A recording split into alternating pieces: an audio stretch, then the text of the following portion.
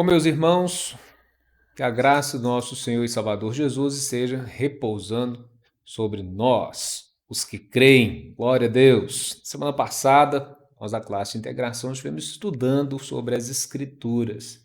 E eu disse que hoje a gente ia fazer algumas perguntas do Catecismo Maior para poder respondê-las e seguir no nosso estudo. Falar rapidamente sobre evangelização. Já dei essa aula lá na escola bíblica, então a gente vai dar uma passada aqui. Então, hoje esse meio que uma recapitulação, ok? Mas vamos deixar isso aí gravado para você que de repente perdeu essa aula. Que Deus abençoe a gente nessa tarefa aqui. Ok? Vamos lá, vamos orar. Antes de mais nada, enquanto você está chegando aí para essa live, que você possa aproveitar bem este estudo, que Deus possa estar iluminando sua mente, o seu coração. Amém? Vamos orar. Jesus bendito, nós te louvamos e te agradecemos, porque se não for o Senhor, não temos condição sequer de buscar na sua palavra a compreensão. Não temos condição, Senhor, de compreender aquilo que o Senhor revela e como o Senhor se revela na sua santa escritura. E assim, meu Deus, por isso pedimos mais uma vez que o Espírito do Senhor repouse sobre nós de uma forma abundante, sendo o guia, sendo o nosso instrutor, sendo aquele que nos faz compreender. Abra, pois, nosso coração, nossa mente para a glória do teu nome e louvor em nome de Jesus Cristo. Amém. Todo mundo aí? Tranquilo? Então vamos lá. Nossa apostila tem algumas perguntas que a gente vê lá na nossa classe de integração. Não é? Então, nós vamos fazer essas perguntas. Semana passada, uma delas foi sobre a escritura. O que é a escritura? Então, a escritura é, para nós, a única regra de fé e de prática.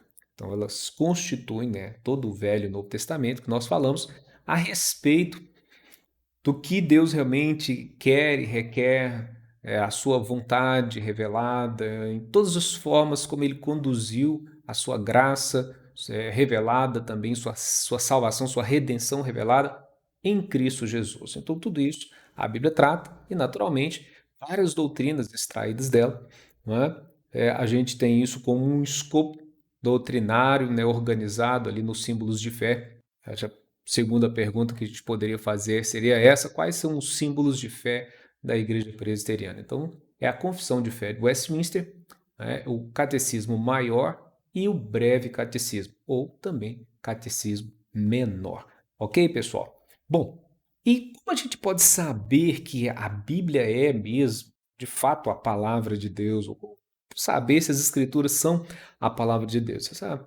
Uma situação que a gente precisa compreender. Nós somos convencidos disso, naturalmente, não por nós mesmos, mas pela ação poderosa de Deus através do seu Santo Espírito.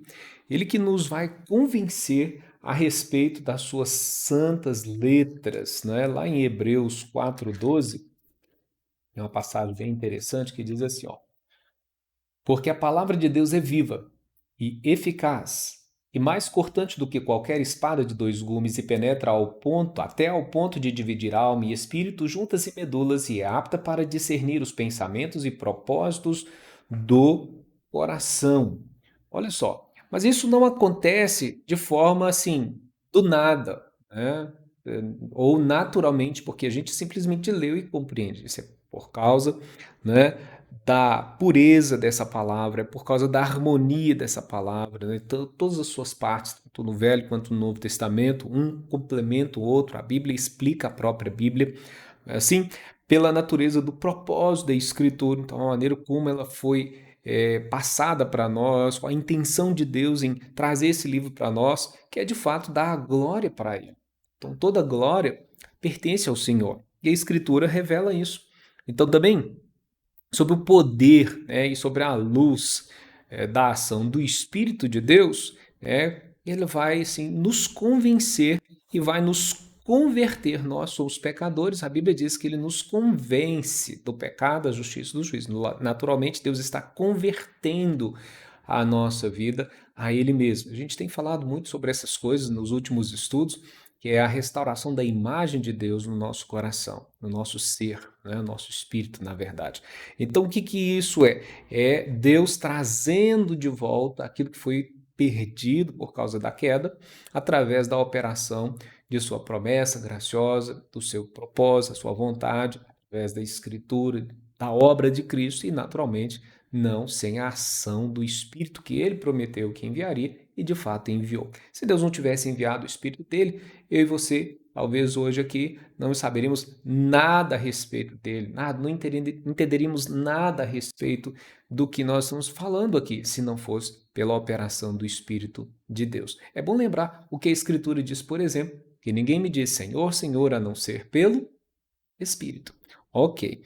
E então, o Espírito de Deus dá testemunho pelas Escrituras, juntamente com elas, no coração do homem. E isso mostra como que Deus está operando, ele vai revelando essa luz para nós. E a gente vai, então, entendendo e compreendendo a sua Escritura, né? Então, ele faz isso, aplica essa palavra no nosso coração, né? E ele é o único capaz de completamente persuadir a mim, a você, ao homem, pecador, de que, de fato, a Bíblia é palavra de Deus.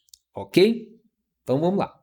E o que as Escrituras ensinam,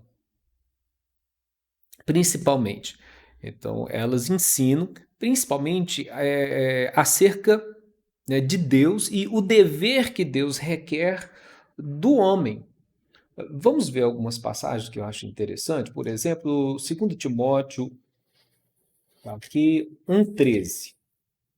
Que Paulo está dizendo, ó, mantenha o padrão das sãs palavras que de mim ouvistes com fé e com amor que está em Cristo Jesus. Verso 14 ainda fala, guarda o bom depósito mediante o Espírito Santo que habita em nós. Um ponto. Aí você vai lá para Romanos 15, versículo 4. Paulo diz, pois tudo quanto outrora foi escrito para o nosso ensino, foi escrito, a fim de que, pela paciência e pela consolação das Escrituras, tenhamos esperança. Olha que benção. Mais um texto. Vamos lá, João 20, 31. Em João 20, 31, nós temos o finalzinho do Evangelho, acho lindo. João dando testemunho, né, do que Jesus fez, e ele vai registrar isso aqui, ó. João capítulo 20, versículo 31. Ele falando do objetivo do evangelho, naturalmente, que ele escreveu. Vou ler o verso 30 também. Na verdade, Jesus fez diante dos discípulos muitos outros sinais que não estão escritos neste livro, ele referindo-se ao evangelho que ele escreveu. João.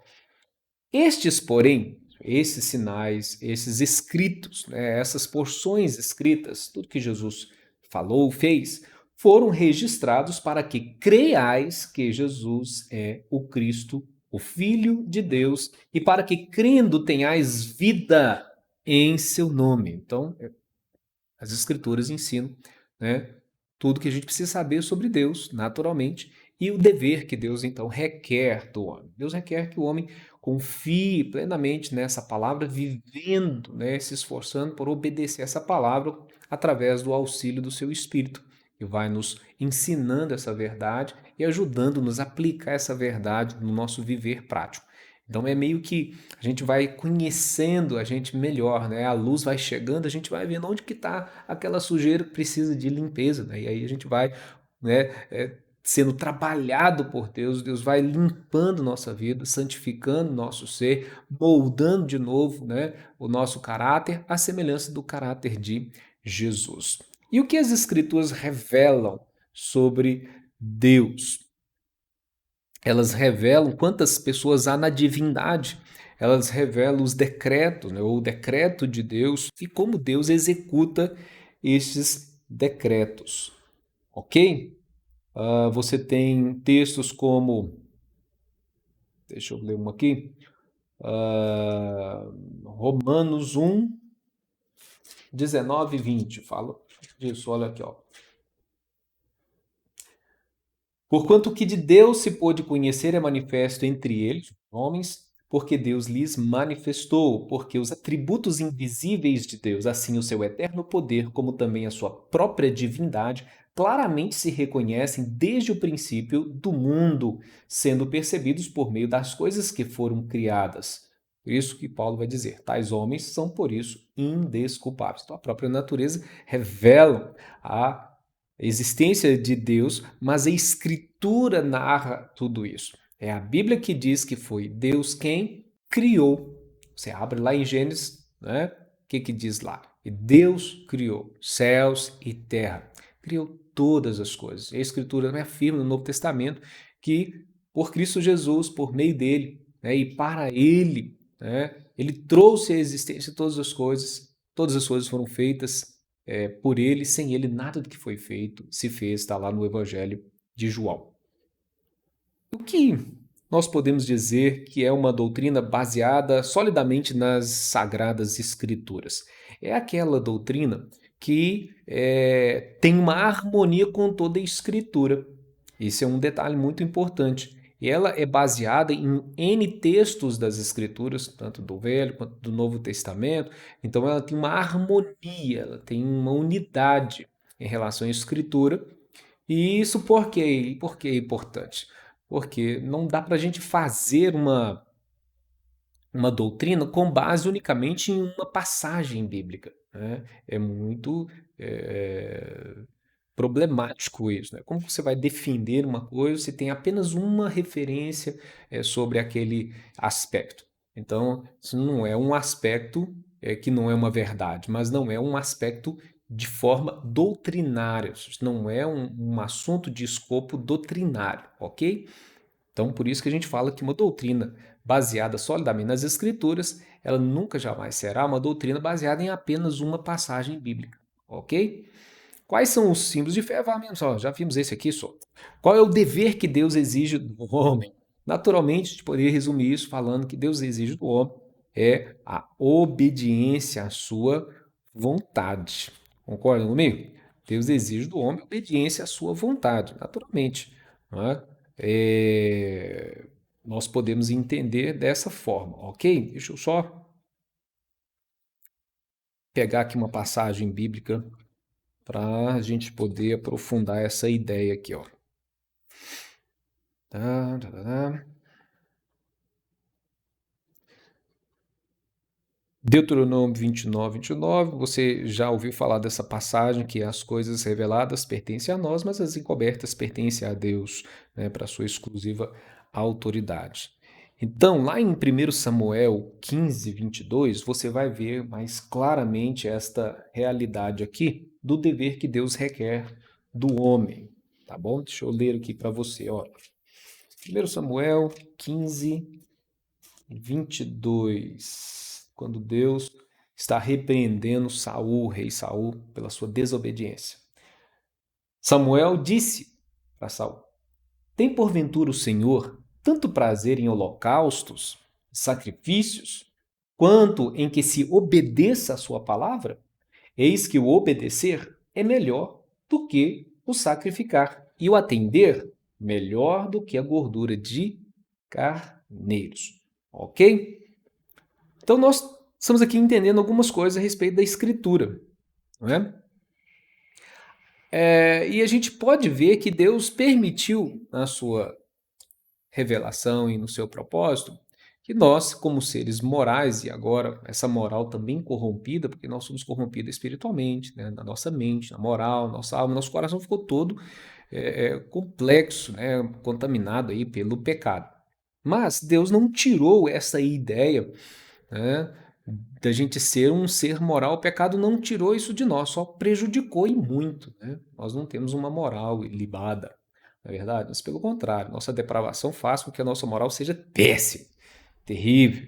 Nós somos capazes de muita coisa. Graças a Deus que ainda não perdemos toda a imagem do Senhor, do caráter dele em nós, e ele ainda nos ajuda de alguma forma, né? Nesse sentido, né?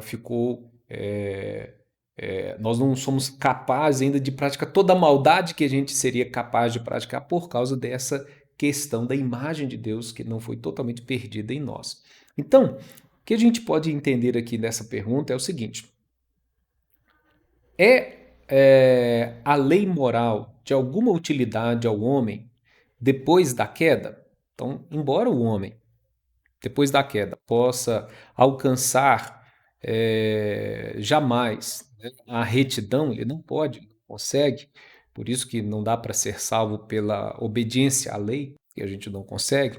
A gente não pode também alcançar, né, esta vida eterna pela obediência da lei moral. Todavia, a lei moral é de grande utilidade a todos os homens, independente se são cristãos ou não, né? Todos os homens, tendo uma utilidade especial aos não regenerados e outra utilidade àqueles que são salvos pela graça do nosso Deus, ok? Então, qual que é a utilidade, por exemplo, da lei moral, né, da palavra de Deus, aos que são salvos, aos regenerados, né? Então, a gente poderia responder da seguinte forma: ó, embora os que são regenerados e cristãos, né, crentes em Cristo, estes sejam libertados da lei moral como o pacto de obras, ou seja, de modo que nem são justificados, nem são condenados pela lei. Contudo, além da utilidade geral desta lei comum a eles e a todos os homens, ela é de utilidade especial para mostrar quanto este homem, que já é regenerado, que já conheceu a fé em Cristo, está seguindo Cristo, deve a Cristo, né, por também cumpri-la, porque Cristo cumpriu toda a lei por nós. E sofrer a maldição dela. Cristo sofreu a maldição da lei, que era para eu sofrer, que era para você sofrer. Então, nesse sentido, né, isso deve provocar em nós uma gratidão ainda maior e manifestar essa gratidão por um maior cuidado da sua parte em conformidade com esta regra, com esta lei, através da obediência. Por isso que eu disse que é importante a gente se esforçar sempre para ouvir, aprender, reter, né, guardar a palavra. E o que é esse guardar? É esse caminho de obediência da Escritura. Romanos 6,14 vai dizer o seguinte: o pecado não tem mais o quê? Domínio sobre nós, não estamos mais debaixo da lei, nós estamos agora debaixo da graça de Deus. E no capítulo 7, versículo 4, deixa eu ver aqui, acho que versículo 6 também, deixa eu dar uma conferida. Tem uma palavra interessante, ó. Romanos 7, verso 4. Assim, meus irmãos, também vós morrestes relativamente à lei, por meio do corpo de Cristo, para pertencerdes a outro quem? Ele, né? O Senhor. A saber, aquele que ressuscitou dentre os mortos, a fim de que frutifiquemos para ele, para Deus. Então, Cristo nos resgatou por seu sacrifício, por sua obediência à lei. Ele, então, ofertou a sua vida nesse sentido. Isso satisfez a justiça do Pai e isso comprou-nos, assim, pelo preço do sangue dele. Ele nos comprou, nos resgatou. Então, Deus aceitou essa quitação, aceitou esse resgate.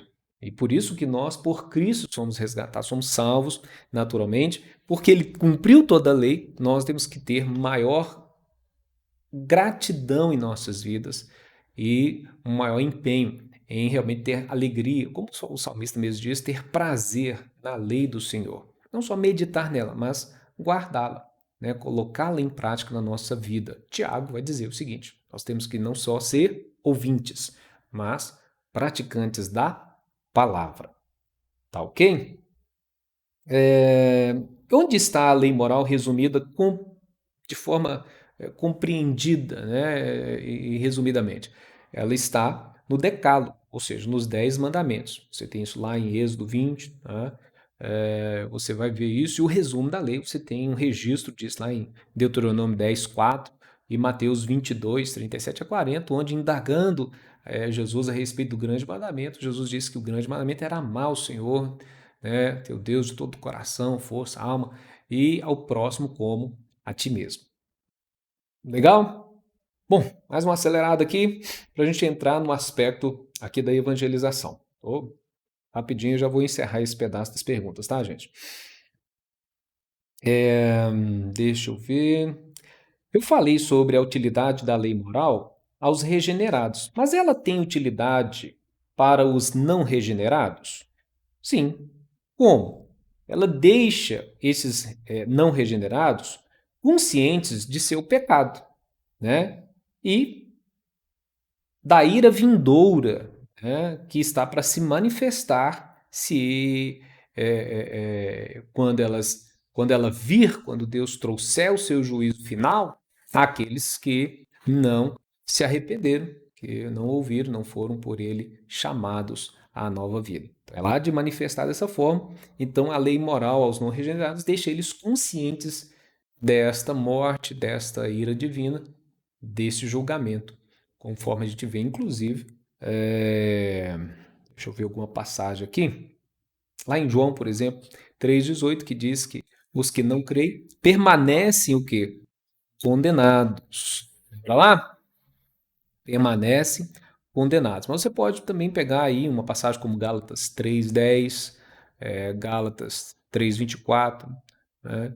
1 Timóteo 1, 9 e 10, vai mostrar esse aspecto sobre como que o indivíduo, né, a pessoa que não foi regenerada por Deus, não foi salva por Deus, é indesculpável diante dele, né, e vai assumir a maldição do pecado. Eles estão sobre essa maldição, eles não são tirados dessa maldição, naturalmente, então a ira vindoura, né, vem sobre eles, uma vez que eles não tiveram o sangue do Cordeiro lançado sobre eles, foi encarar a morte eterna. Ok? Há muitas perguntas no nosso catecismo sobre a lei moral e sobre os mandamentos de Deus, do primeiro ao 10º. Mas eu tenho aqui uma pergunta: qual é o resumo dos 4 primeiros mandamentos que contém o dever nosso para com Deus? Então, o resumo é amar a Deus sobre todas as coisas, ok? A gente não pode esquecer disso. Agora, eu fiz uma observação: será alguém capaz de guardar perfeitamente os mandamentos de Deus? Naturalmente que não, né? Ninguém é capaz de guardar todos os mandamentos, né? Por isso que o único que foi capaz de fazer isso foi Jesus, e ele pagou o preço por nossos pecados, cumpriu assim a lei para nos resgatar, ok? Então, uma vez que todos os homens foram contaminados, né, pelo pecado, então nenhum homem por si mesmo, né, ou por qualquer graça que receba nesta vida, ele vai ter poder, vai ser capaz de guardar perfeitamente os mandamentos de Deus. Diariamente, os homens, mesmo que já foram regenerados, eles violam a lei divina, sejam por pensamentos, sejam por palavras, seja mesmo por atitudes ou até mesmo por omissão. Então, nós, na verdade, não podemos cumprir todos esses mandamentos de forma eficaz. Por isso que realmente não tem base a nossa redenção na forma da lei. Não é a gente que promove essa redenção, Deus que faz essa redenção em nosso coração. Tá ok? Por causa do que Cristo fez, sua obediência.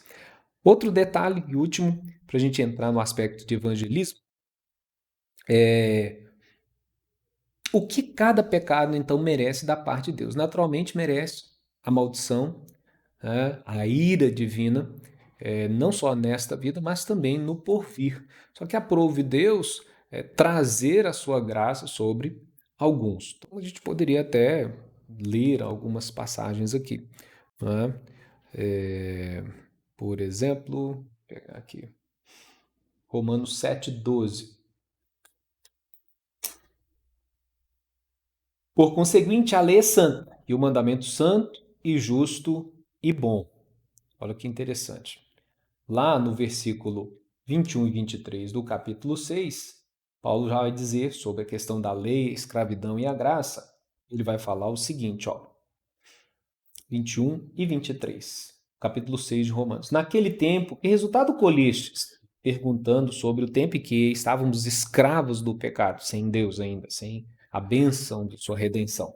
Que resultado colhestes? Somente as coisas que agora vos envergonhais, porque o fim delas é morte. Verso 23. porque o salário do pecado é a morte, mas o dom gratuito de Deus é a vida eterna em Cristo Jesus, o nosso Senhor.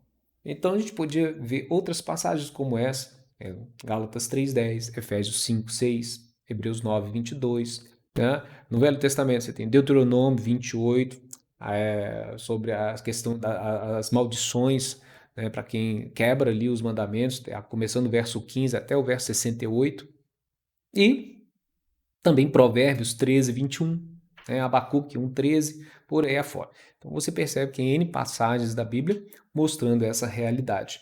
E então, a gente vai entrar em outro aspecto agora, sobre como a gente vê o senhorio de Cristo na nossa vida. Então, a gente já está vendo sobre a Escritura, porque ele é a própria palavra encarnada, ele é o cumprimento de toda a lei, de toda a profecia.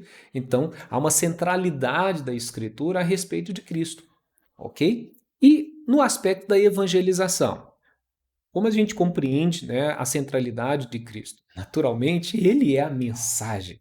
Então não tem como a gente falar de salvação sem falar de Jesus Cristo. Não há salvação em nenhum outro nome a não ser Cristo Jesus. A Bíblia tem essa pergunta lá em Romanos 10, 14 e 17: como invocarão aquele em quem não creram? E como crerão naquele de quem não ouviram? E como ouvirão se não há quem pregue? E como pregarão se não forem enviados? Como está escrito, quão formosos são os pés dos que anunciam coisas boas, né? Anuncia o evangelho da paz, perdão. Os que trazem alegres novas de boas coisas, mas nem todos têm obedecido ao evangelho. Pois Isaías diz: Senhor, quem creu em nossa pregação? De sorte que a fé, né, vem pelo ouvir e ouvir a palavra de Cristo, a palavra de Deus. Então essa pergunta vai nos direcionar nesse aspecto da evangelização, tá bom? Então a gente vai passar sobre, como eu disse, essa aula a gente já deu lá na escola bíblica, né, um domingo de manhã, então eu vou ser um pouco mais sucinto nisso aqui, mas eu quero mostrar a centralidade de Jesus no aspecto da evangelização. Primeiro, é por isso, Jesus ordenou-nos pregar esta boa nova, esta boa notícia. É a vontade do Pai que, pela pregação do Evangelho, as pessoas vão ouvir o Evangelho, o Espírito de Deus vai agir em seus corações, mudando o seu interior, para que eles se arrependam, para que eles creiam. Falei disso no domingo, lembra? Falando sobre o arrependimento para a vida. É Deus quem dá. Deus quem dá a fé para a gente. Nós não temos fé por nós mesmos em Jesus Cristo, tá? Não existe, a não ser que Deus nos conceda esta bênção. Não tem, tá bom? Por isso a salvação é uma obra, é uma graça divina. Ela jamais é operada pelo homem. O homem não tem participação nesse sentido, ok? Vou entender isso aí. O Senhor Jesus deu-nos uma ordem, lá em Marcos 15, 16, 15 e Mateus 28, 19. Isso é repetido pelos evangelistas, dizendo: ide, portanto, pregai o evangelho, fazei discípulos de todas as nações. Esse é o resumo daquela ordenança que o Senhor nos concedeu.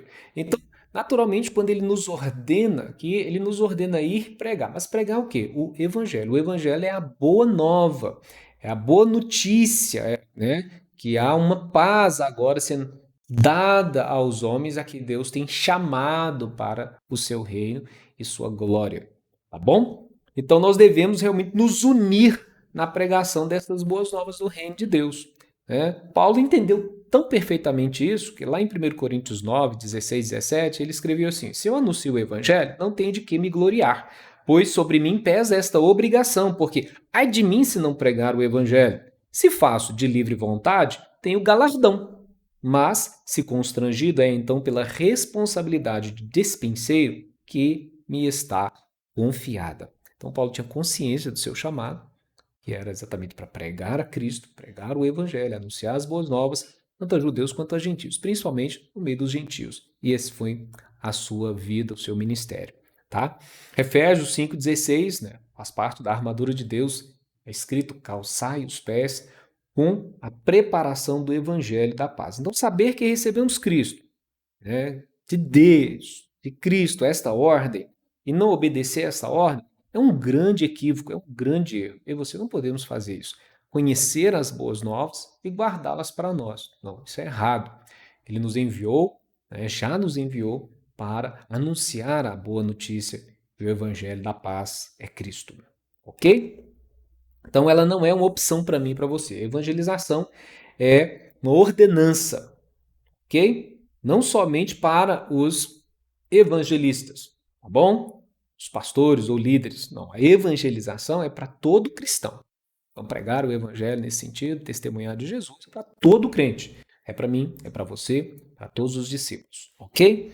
João 15:5, naturalmente, vai explicar a gente que na essência de tudo isso que vamos fazer, não faremos sem ele, né? Eu sou a videira, vocês são os ramos. Se alguém permanecer em mim e eu nele, esse dá muito fruto, pois sem mim vocês não podem fazer coisa alguma. Então, no reino de Deus, nós vamos fazer as coisas segundo o propósito de Deus. E só vamos fazer com a graça dele, seu Santo Espírito, o próprio Cristo presente em nós, o próprio Deus presente em nós, tá bom? Então, esse fruto, né, ele é natural para uma planta saudável. Então, ele precisa ser natural também na minha e na sua vida, quando a gente tem, né, essa consciência desse chamado de anunciar o evangelho, nos empenhar em fazer isso. Então, a única condição é que a gente permaneça em Jesus, tá? Andar em plena comunhão com ele, plena obediência, nos esforçando em obedecê-lo, né, cada vez mais. Assim a gente vai dar muito fruto, ok? Então, evangelizar e discipular é esta ordem. Se você não está obedecendo a Cristo nessa ordenança, tem alguma coisa de errado. Você precisa pedir a Deus, ô Senhor, lança luz aqui na minha vida, o que está acontecendo? Não é possível conhecer a Deus, não é possível conhecer o seu plano de salvação e a gente ficar calado, sem falar dessas boas notícias às outras pessoas. Quando a gente conhece a Jesus, a gente quer falar de Jesus para o nosso amigo, para o nosso parente, para os nossos conhecidos, porque a gente sabe como é importante Jesus na nossa vida. A gente sabe que Ele é a resposta, Ele é a salvação. Sem Ele, estamos perdidos. E, naturalmente, a gente pensa que seria muito ruim, né? Os nossos amigos, nossos parentes morrerem sem conhecer o Evangelho. Então, cabe a mim e a você pregar cada qual aquelas pessoas com as quais temos tido contato.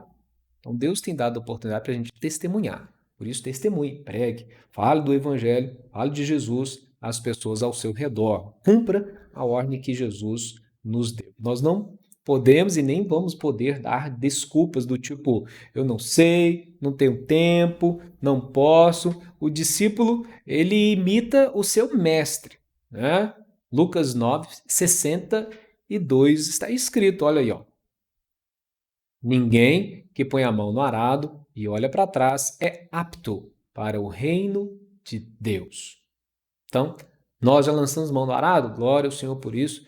Então, agora é olhar firme para o Senhor e ir adiante. Bem? Então, isso é aí dar muito fruto, ok?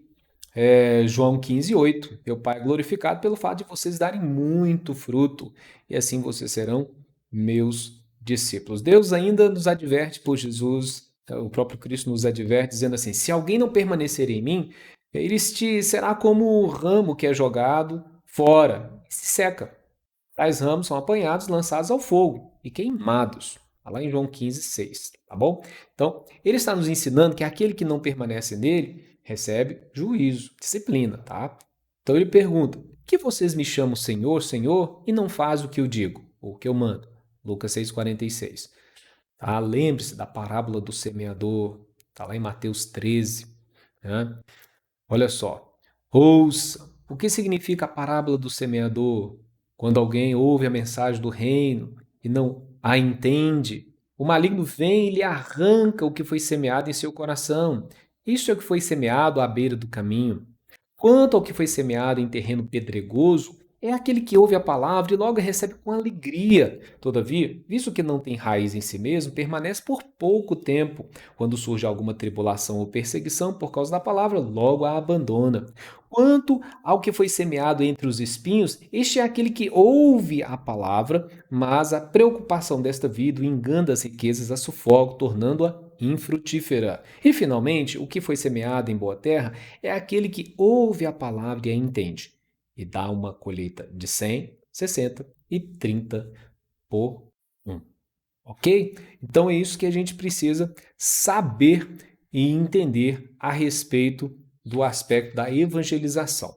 Nossa missão é falar de Jesus Cristo, né? É testemunhar de Jesus Cristo, é dar àquelas pessoas que estão ao nosso redor, né, a explicação daquilo que nós já sabemos, da história da redenção de Deus, né, aos seus eleitos por Cristo Jesus. Então a centralidade é Cristo, porque ele é a própria notícia, ele é a boa notícia, ele é seu evangelho é isso, é a salvação que ele operou pela cruz, pela sua entrega ali, pela sua oferta, pela sua obediência, diz Filipenses, obediente até a morte ao Deus Pai, e isso fez com que Deus o exaltou de tal forma que deu a ele um nome. Então, esse nome é Jesus. Só ele pode nos salvar. Então, meu irmão, faça isso. Coloque-se sempre diante do Senhor, pronto, disposto. Peça a Deus para que Ele dê sempre oportunidades. Eu sempre falo disso, né? Ore a Deus a cada dia, Senhor. Faça desse dia um dia oportuno para que, através da minha vida, aquilo que sai da minha boca possa ser tua palavra, uma palavra certa para cada coração, uma palavra salvífica que é Cristo, a boa notícia que é o Evangelho, tá bom? Então faça isso sempre, procure se concentrar nessa realidade da pregação do Evangelho, ao curso da sua vida, da sua história, em plena obediência a Deus o Pai. Que Ele seja glorificado na sua vida, você seja um ramo frutífero, que eu seja um ramo frutífero segundo o propósito divino, né? Que a gente não seja achados assim remissos, né? Letárgicos, infrutíferos, secos, antes pelo contrário, viçosos, cheios de vigor, de saúde, cheios de fruto. Jesus condenou aquela figueira ao qual ele foi buscar fruto e não tinha, só tinha folha, lembra? Então eu e você não podemos ser, né, uma figueira sem frutos. E eu brinco, de vez em quando, falo também que a gente também não pode ser uma bananeira, que a bananeira dá caixa uma vez só, não é? Então, procure ser uma árvore, um ramo frutífero. Amém? Que Deus te abençoe no nome de Jesus. Amém a você na proclamação do Evangelho.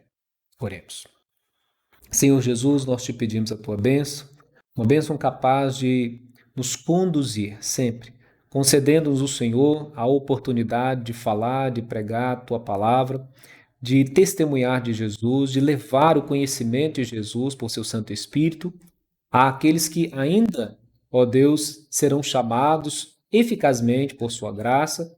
A gente não sabe, mas pode ser destes ligados a nós tão perto como familiares, amigos, ou pode até mesmo ser pessoas que ainda não conhecemos e haveremos de vir a conhecer. Nós te pedimos que o Senhor nos use, não só para falar, mas, ó Deus, para ter esta alegria de ver os frutos que o Senhor vai estar operando na vida, essa transformação através do Evangelho do Senhor Jesus, no coração dos eleitos, no coração dos pecadores. Nós te pedimos isso agradecidos, no nome de Jesus. Amém. Que Deus te abençoe. Até a próxima aula. Hoje foi um pouquinho mais curto, mas era o nosso propósito.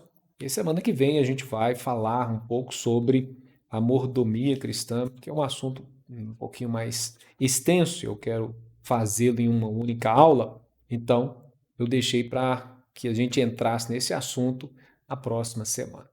Que Deus te abençoe. Até lá.